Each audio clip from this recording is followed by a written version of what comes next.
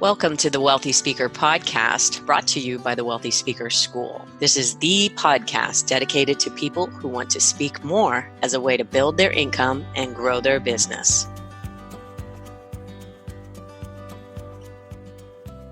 Hey, welcome everyone. This is the Wealthy Speaker Podcast, and I'm your host, Jane Atkinson. Today, we are talking about how to overcome obstacles in the speaking business, and our guest expert is the one and only Alvin Law. Welcome, Alvin.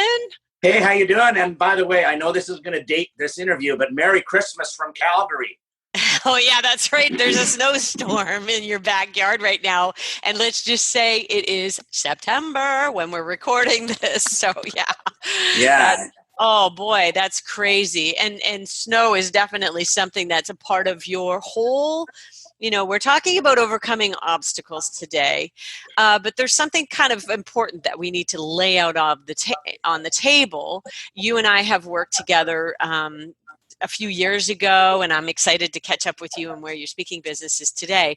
But let's start at the beginning when you were born, because I know normally we don't go that far back, but in this case, it's very relevant. Yeah, that's a long way back, Jane. You're right. I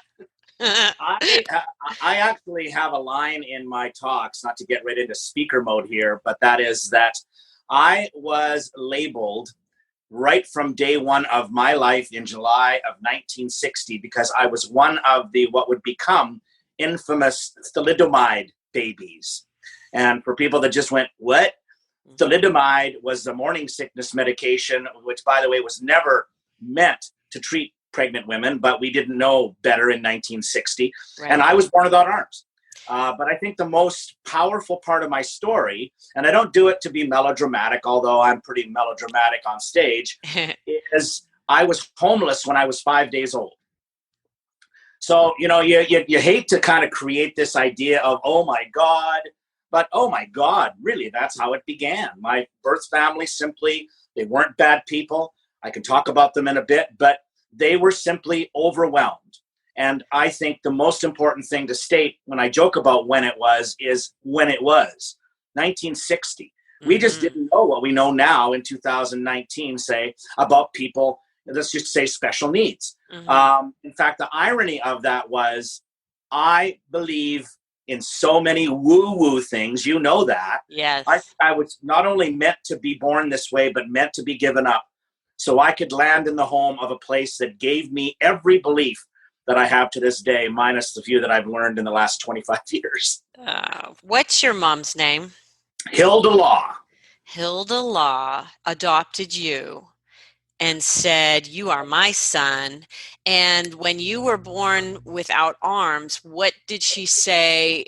I mean, did she baby you? What did she do? I mean, there's some really amazing things that Hilda did. Well, and just to back up for 1 second, Jane, she did not adopt me. She took me home as a foster baby because my mom, and this is so key to the story, especially for some of your listeners. My mom was 55 years old. And while we're at it, we got to put Jack in there too. Jack Law, her husband, was 53 years old. Wow. They were married in 1930. So by 1960, do the math. They've been married 30 years. Their sons, John and Terry. I have a brother, John, who's 87 years old. I mean, can you believe that? No, I can't. They had empty bedrooms. Yeah. Now, I don't know about you, Jane. When I have an empty bedroom, I usually make an office out of it. Gym. Yeah, exactly. They took in foster kids.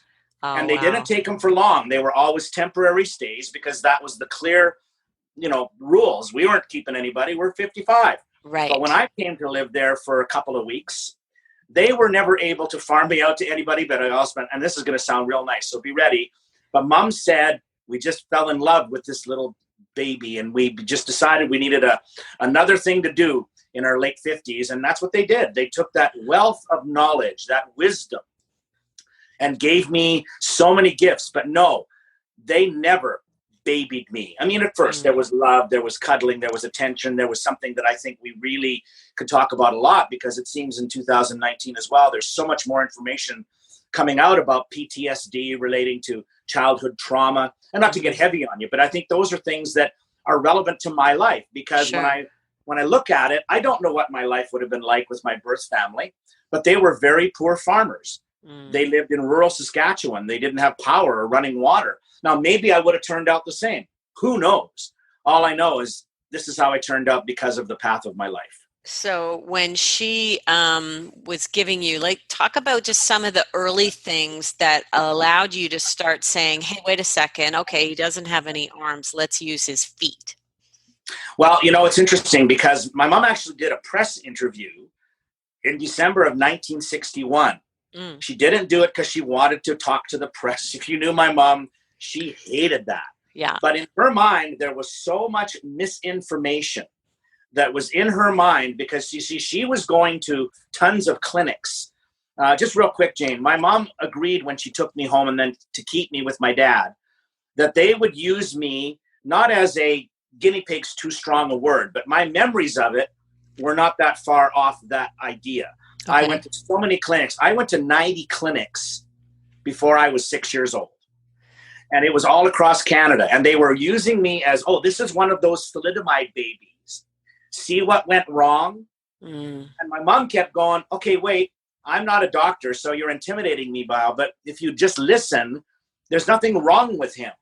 You're focusing on the wrong thing. Right. Which, by the way, in the bigger picture, Jane, is what people tend to do all the time, is instead of focusing on not just being positive, but trying to understand why obstacles come into our life. They happen to everybody. Why does everybody think they're the only one that has obstacles? They're just relative. So my mom and dad, remember 1930, they went through the Depression. My dad was a World War II veteran. He fought in World War II for 4 years. So no arms, that's no big deal. And it's a very interesting mindset. Wow. So they had this idea of let's focus on the good stuff. And, for our listeners, I think that's something that we should just lay out as a piece of homework is, okay, you've got an obstacle.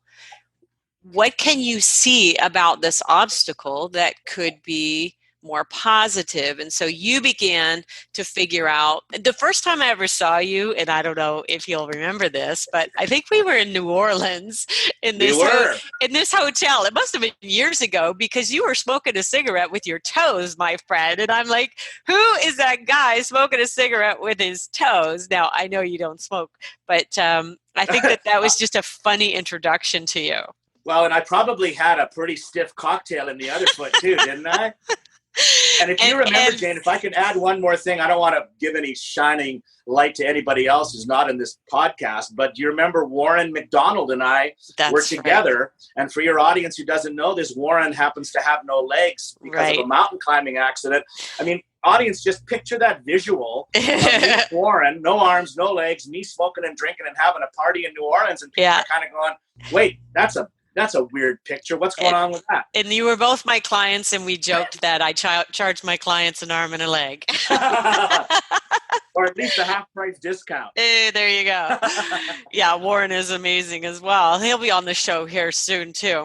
Well, but that gives you an example of what your first impression was. I would love to hear that.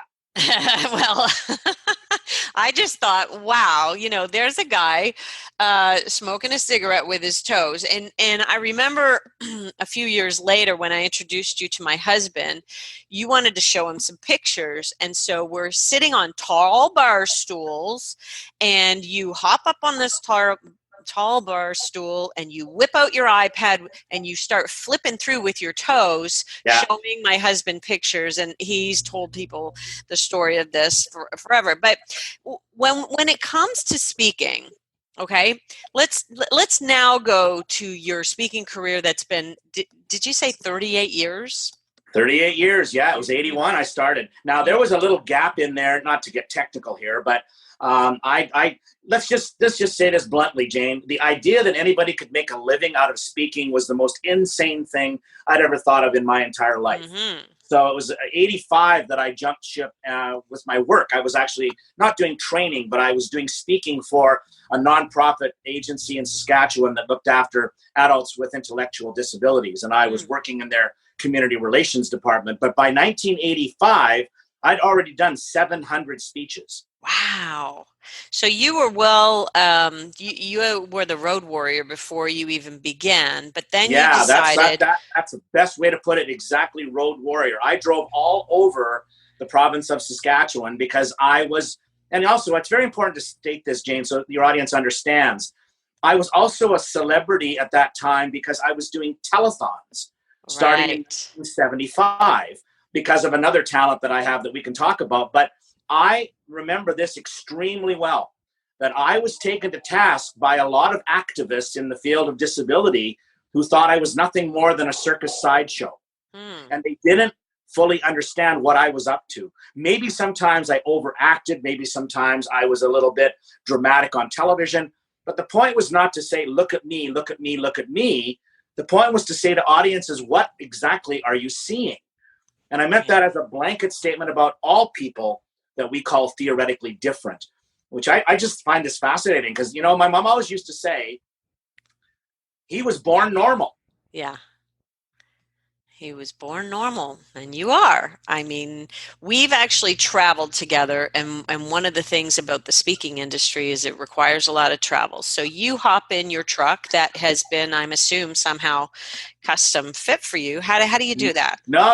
In fact, I drive with my right foot on the steering wheel and my left foot on the gas. And what was really funny, not to make any big deal out of this, but yesterday was a fascinating day because I drove 2 hours from southern Missouri to St. Louis in my rental car, which is not specially outfitted, to fly to Calgary and get in. I didn't get home till 1 a.m. this morning in a snowstorm, driving my SUV from the airport 40 minutes, and not a problem. But that, again, goes to mindset. Yeah. And I think you need to hear this, Jane. I didn't ask to give me a special license. Right. My dad in particular, he was the tough guy. Mom was the loving guy. It was like a bad cop, good cop thing. Yeah. And Dad was insistent. If I get my license, I need to get it the legal, proper way. And that's another mindset. I've never, and this is, by the way, this is not meant to sound derogatory. I've never asked for anything special in my life. But I can't lie. Being handicapped, if you play your cards right, can bring you some pretty good perks because society is more than willing to give you a break now and then. But here's the key, and I think this actually fits into our program. It's how you portray your energy. Right. So you show up at the airport completely ready and willing to be like everybody else.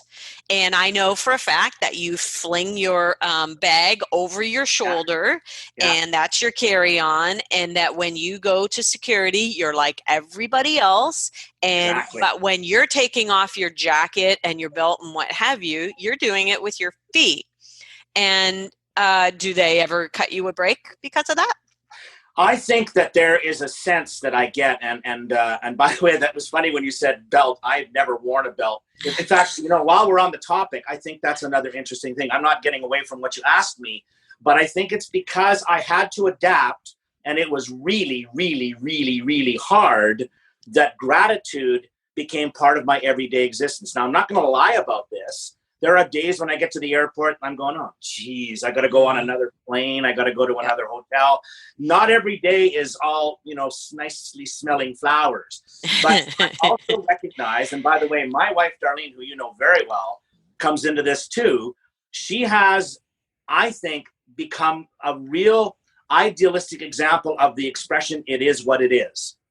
It's become almost a jaded expression in our society, but that's what she reminds me of every time that I go. But here's the funniest one. She also says, honey, if you get tired of speaking, I'm sure there's a windowless cubicle in a boring office building in the middle of city of Calgary that you can commute to every day for 5 days a week and bang your head against a concrete wall.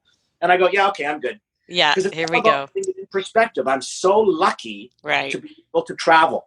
Would I prefer to stay home? I mean, of course, I love being. But when we talk about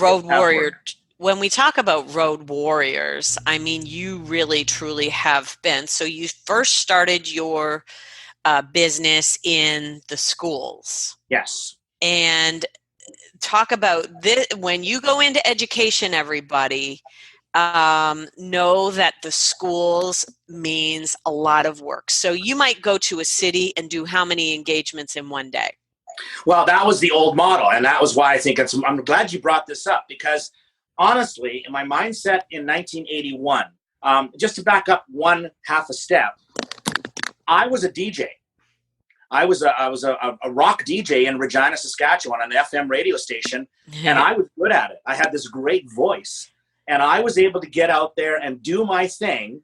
And I just want to make a reference to Terry Brock because I love Terry Brock. Terry Brock has one of the greatest radio voice, motivational speaking. But when you see Terry, it doesn't quite match the image, does it? Because he's a smaller guy, and I'm not making fun of Terry, but the big voice coming out of a smaller frame, that was me. And I realized that's what I wanted to do. I wanted to be a DJ, but I kept getting invited to these public things, and they would want to hear a story. So I would tell a funny story about traveling, or I would tell a funny story about driving, right? Tell a funny story about eating.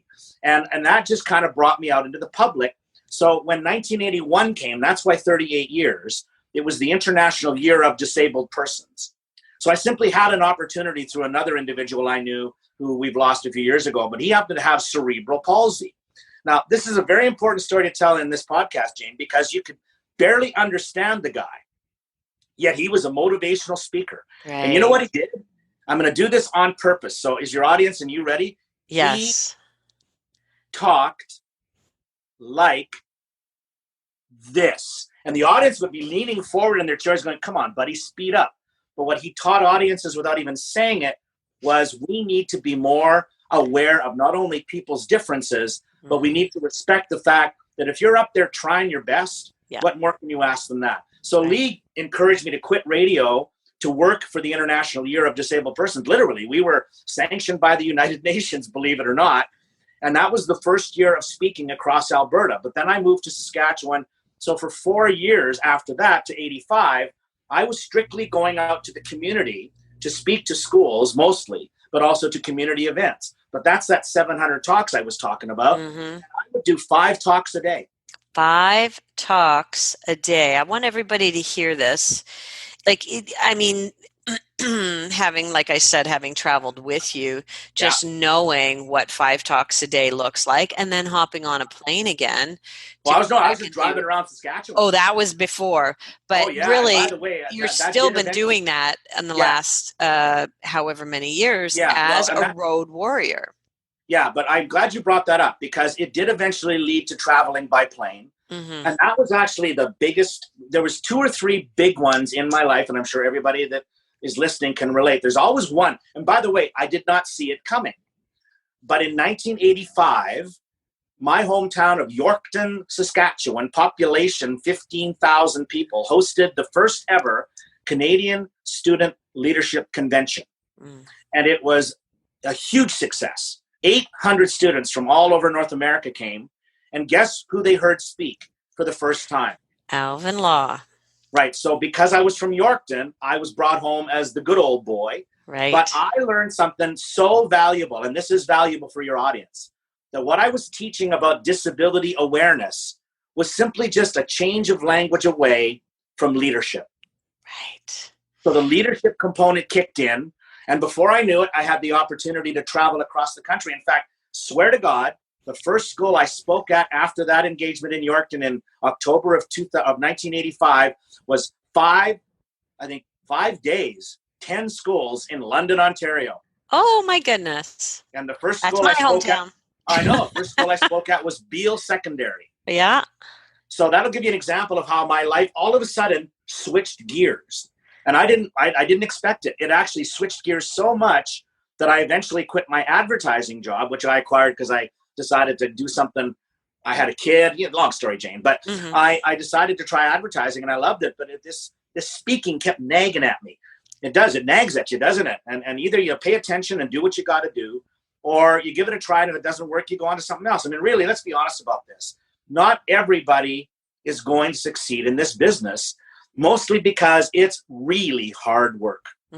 It really is a lot of hard work. And sometimes, part of the reason why I really wanted to have you on the show is so that the next time you're standing there waiting in the lineup to get through security for the 3rd time this week, I want Alvin's voice to be in your head to say, okay, perspective people. Yes, this is a pain in the butt. We do this so that we're secure and it's not comfortable or convenient, but we do it. And it is part of the job. It's part of the job. So you have gone 38 years and you have evolved from, that was part of our work together, from schools into corporate work. So now we've got leadership that happened in that beautiful day when your student conference was there. And then, but now you've actually evolved into the corporate work. And don't you find, talk about the first time that you felt like, ooh, I've made it. I'm in the bigs. I'm at the show. Like they pick you up and all that kind of thing. Talk about the first time that happened.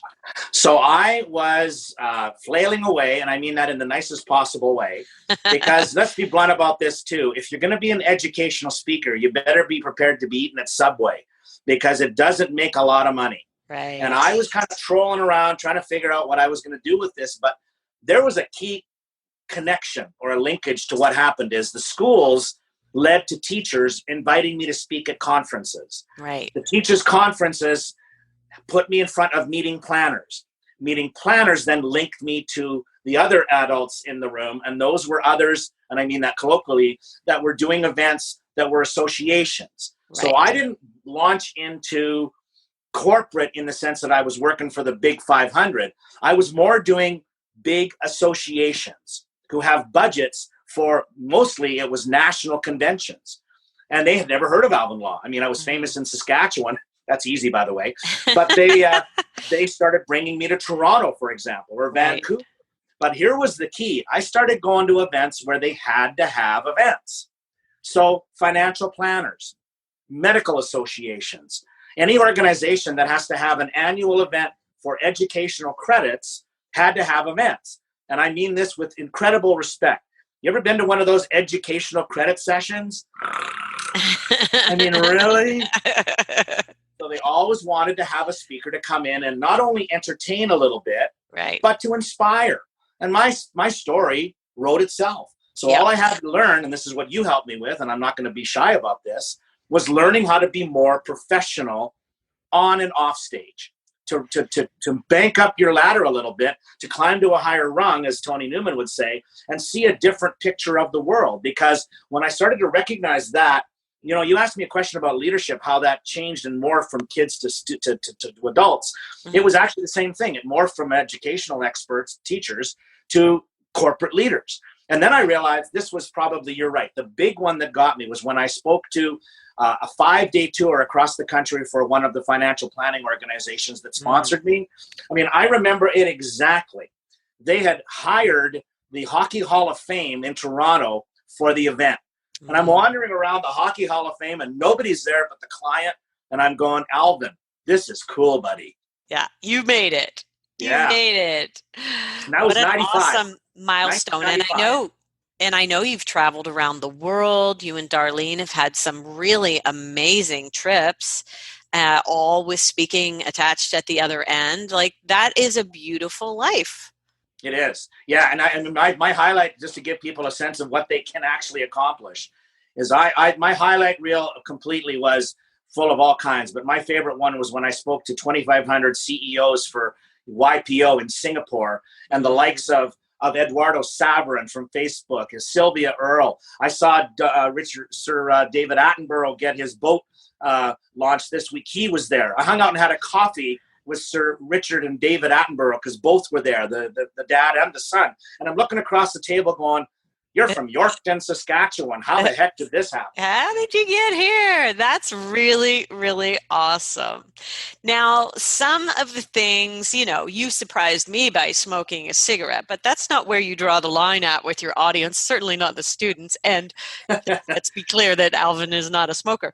But I think it was just the New Orleans air that kind of brought out that in you. It was the New Orleans air. So, but when you are on stage, you do some things that surprise people. And one of the things we worked towards, and I want to share this with people because I think it's an important lesson for all speakers. You play the drums. You play the piano. You have some really great, funny stories about your piano teacher. What did she say to you? What's the funny? Well, the drums thing is, we'll get to that in a minute, but I was not athletic. Duh. I mean, my oldest jokes are about, you gotta have, by the way, while we're on the topic, you gotta have a sense of humor. Otherwise you'll end up in the nut house. I always had the best line ever. I could play soccer. And by the way, it's called football, just while we're clear on that. Yeah. I could play soccer with the best of them. And I had the benefit of never getting the penalty for touching the ball with my hands. Okay. Right. Ha, ha, ha. It was a throwaway line, but in fact, it was a very profound line, because when I entered my sort of, era when we all grow, 10, 11, 12 years old, I wanted to do stuff. Right. And I couldn't play sports, so I wanted to play music. And we didn't have any musical instruments, so I tried piano, just plunking away, chopsticks, I think. Mom heard me and thought, hey, took me to a lady who taught lessons, and essentially she was the opposite of what my mom was. So instead of looking at it going, hey, we can figure this out, she went, that's ridiculous. You look how short your toes are. And that sounds funny, but the reality is I have short toes. Right. So how was I going to play the piano for real? That was her mindset. Right. So that challenged mine. And I think this is a really good question, Jane, because this is what happens in people's lives. They're led to believe something, they go with it for a while, and then conventional wisdom comes along and throws a wrench into the idea. So they start to question everything they've ever believed, trying to reinvent themselves, which is fine. But at the same time, we just have to, and this is exactly the line. What I recognized was I just needed another opinion. Right. Not so they could agree with me, but so they could have the same mindset.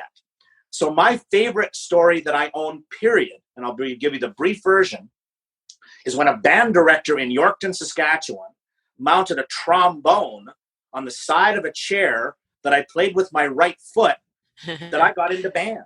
And when I got into band, that made me feel included. In 2019, we'll have to throw around the word inclusivity in our society, diversity. Yes. Well, you know what? The real story in Yorkton, Saskatchewan is nobody wanted to play the trombone.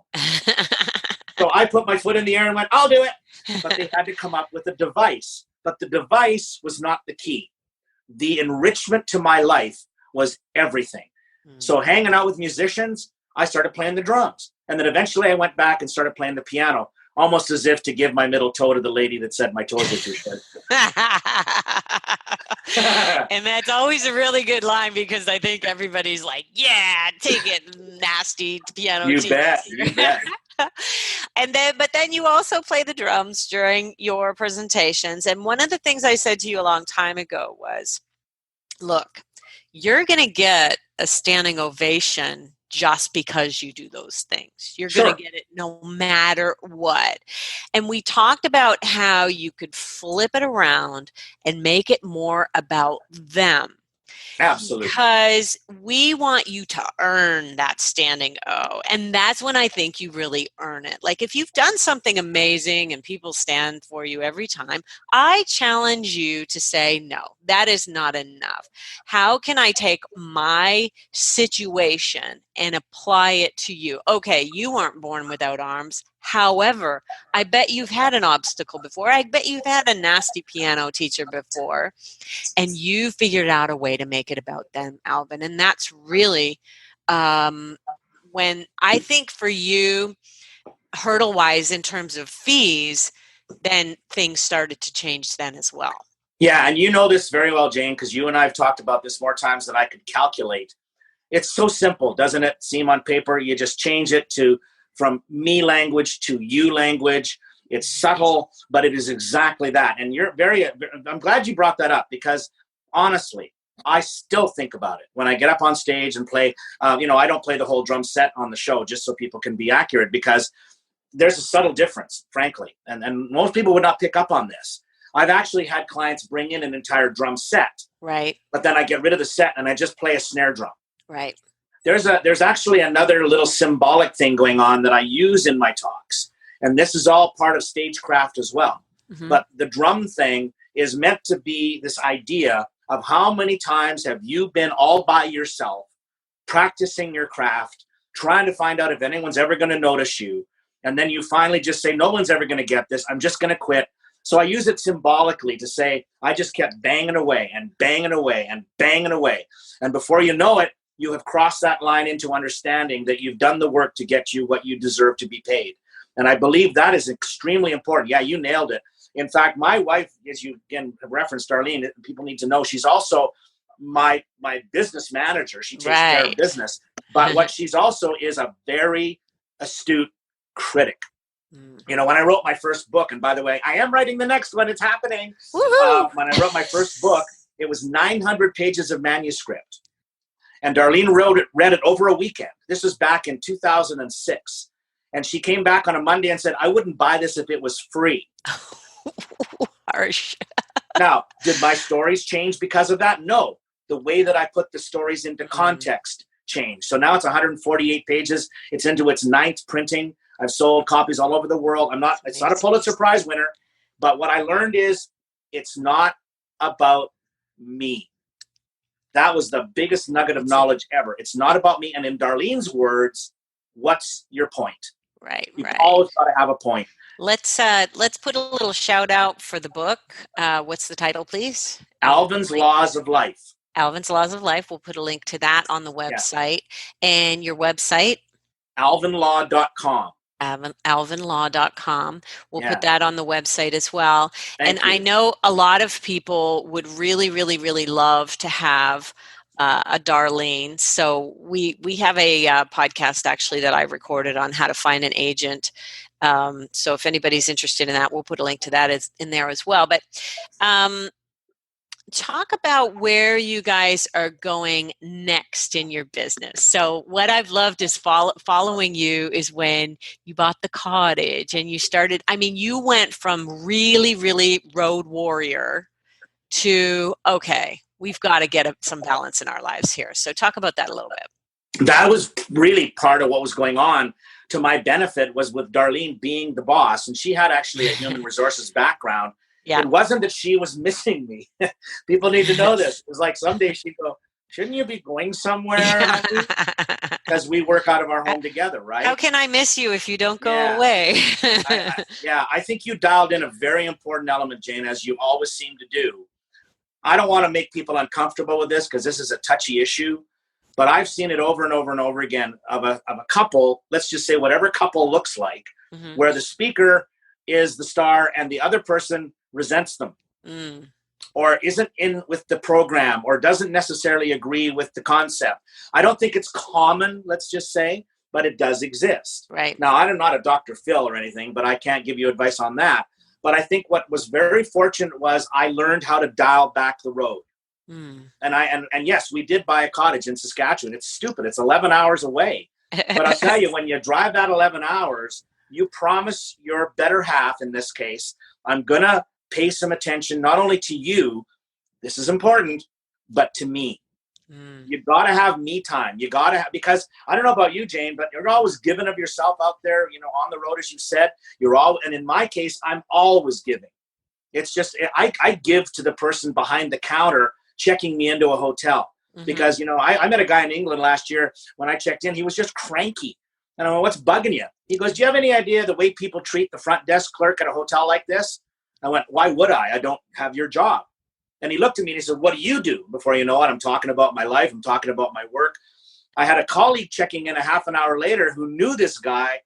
When we had dinner tonight, he goes, what did you do to the front desk guy? I said, what do you mean? An attitude adjustment. Yeah, he says, he's never in a good mood. He says, I met your colleague from Canada. Oh my God. He says, I'm never going to complain again. We need to also live in that world ourselves. Where it doesn't have to be a cottage, Jane. It can be a hike in the forest. It can be a show. It can be walk dinner around the block. Yeah. We got to spoil ourselves because we got to live the message that we're giving our audiences. Yeah. Reconnect with ourselves, reconnect with our partners, because this is parts of the life of the wealthy speaker are glamorous, but then there are a lot of parts that are not so much. Alvin, you have, I think the thing that we'll be leaving people here is just perspective perspective, people.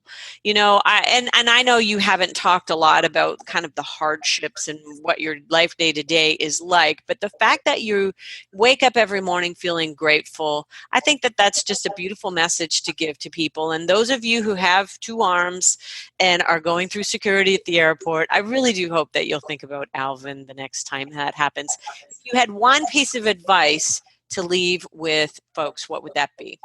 So I've got a little formula that somebody told me Jack Canfield came up with, and I've never been able to find it in Jack Canfield's books. But what I figured out in one of my trips with some executive CEOs type was a guy in England gave me this formula. And it is simply E plus or minus R equals O. So your audience can definitely write this down. E plus or minus R equals O. Okay. The E is for the event. Mm-hmm. Plus or minus is a positive or negative reaction. Mm-hmm. And the O stands for outcome. Mm-hmm.